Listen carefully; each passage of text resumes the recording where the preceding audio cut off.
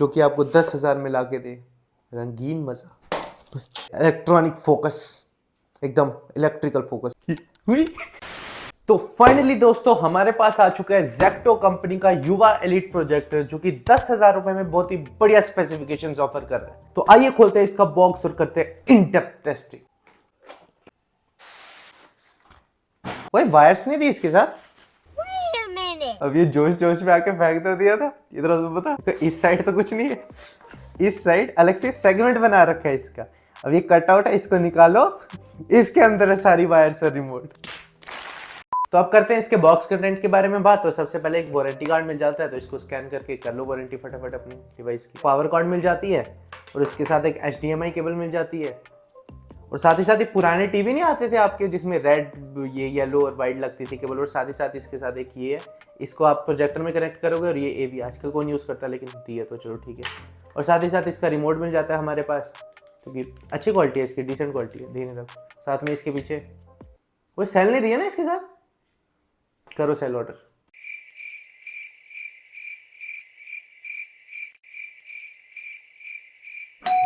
आगे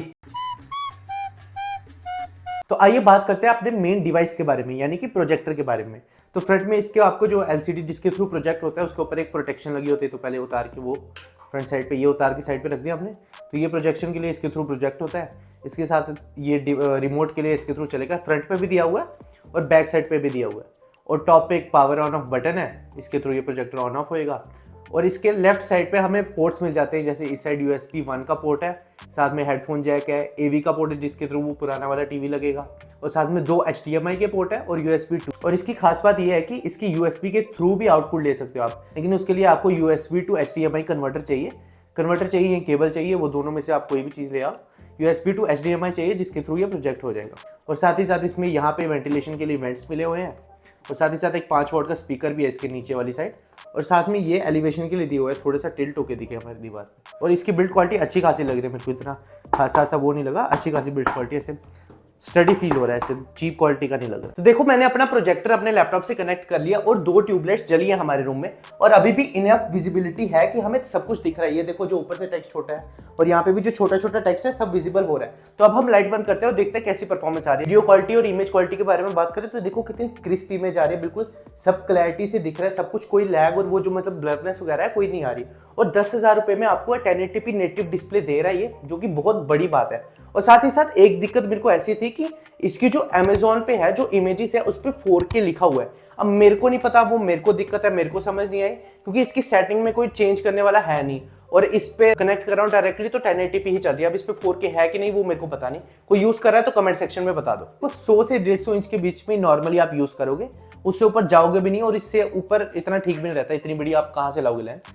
तो 100 से 150 इंच के बीच में बहुत अच्छा एक्सपीरियंस दे देता है ये मूवी वगैरह में।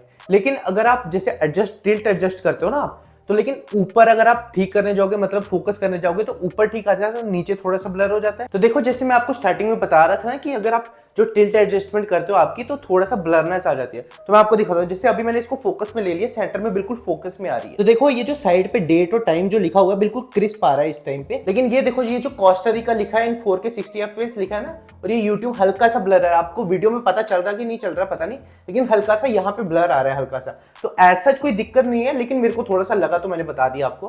तो देखो रूम में 100 से 150 इंच तक की जा रहा था मेरे हिसाब से, तो उससे ज्यादा जा नहीं रहा था। तो इसके लेकिन इसके मैनुअल पे 200 इंच लिखा था, लेकिन ये प्रॉमिस करता है 250 इंच तक। तो टेस्टिंग तो करनी थी, तो हम इसको लेके अपनी बालकनी में दूसरों की बिल्डिंग में डाल के, तो देखो अच्छा खासी बड़ी तो हो जाती है, 200-250 इंच तक तो जा रहा है। और वो फोकस भी कर गया था, तो मेरे हिसाब से इतना तो चल जाता है। लेकिन मैं आपको रिकमेंड नहीं करूंगा ऑब्वियसली कि आप दूसरों की बिल्डिंग में डालो, हम गालियां खा चुके हैं इसलिए आप ना करिए। तो दोस्तों आपके लिए हम खतरों के खिलाड़ी बन रहे हैं और दूसरों की बिल्डिंग्स पे जाकर प्रोजेक्शन मार रहे हैं, इसलिए एक सब्सक्राइब।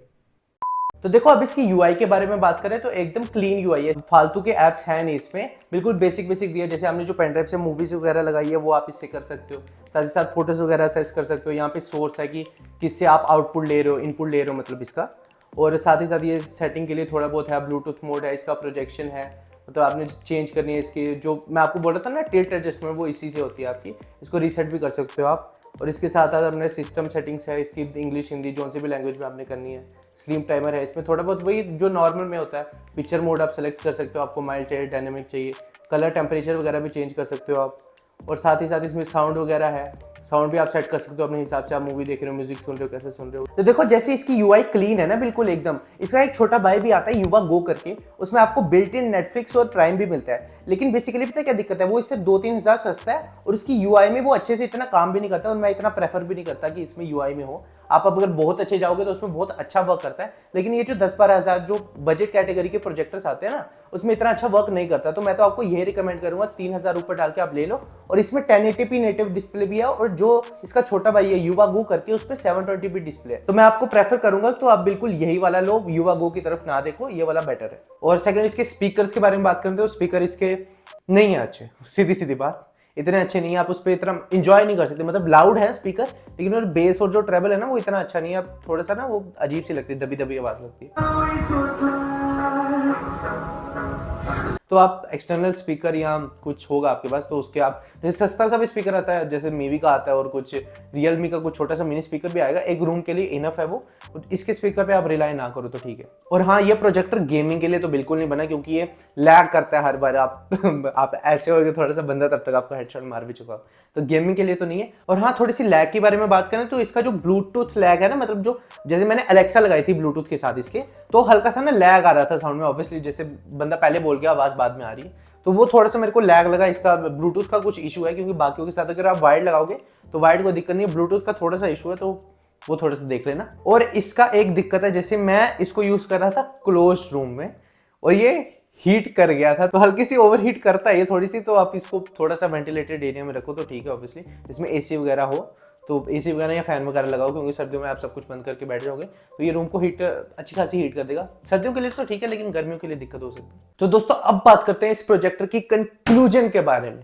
तो क्या हमें 10,000 रुपए में ये लेना चाहिए? तो मेरे हिसाब से 10,000 रुपए में तो ये बढ़िया, आप जैसे स्टूडेंट्स के लिए, ऑब्वियसली मेरे दोस्तों ने लिया था ये प्रोजेक्टर कि कैसा लग रहा है कैसा नहीं, तो मेरे हिसाब से तो ये बढ़िया। आप स्टूडेंट के हिसाब से, जैसे 2-3 स्टूडेंट आप इकट्ठे रूम में रहते हो, जैसे हॉस्टल की बात कर रहा हूँ मैं, 2-3 स्टूडेंट इकट्ठे बैठते हो आप, तो 3-3 हज़ार डाल के आप ले सकते हो। ऑब्वियसली खाली उनके लिए नहीं बोल रहा मैं, और भी अगर घर के लिए या और कोई यूज़ है आपका, तो ये बढ़िया प्रोजेक्टर है। प्रोजेक्टर में कोई दिक्कत नहीं है, आपके जो प्रोजेक्शन दिखा देगा, जैसे मूवीज वगैरह देखनी है और भी कुछ देखना है, उसके लिए कोई दिक्कत नहीं है। बस थोड़े से जो पॉइंट्स है वो थोड़े से फ्लॉस थे इसके, लेकिन खासी कोई दिक्कत नहीं है, तो आप कंसीडर कर सकते हैं। So that is it for today guys. कैसा लगा आपको ये वीडियो, कैसा लगा आपको ये प्रोजेक्टर, कमेंट सेक्शन में बता दो। और कोई यूज कर रहा है इस प्रोजेक्टर को तो वो भी बताओ, आपके कैसे रिव्यूज थे। तो हम मिलते हैं आपको नेक्स्ट वीडियो में, तब तक के लिए गुड बाय, टेक केयर।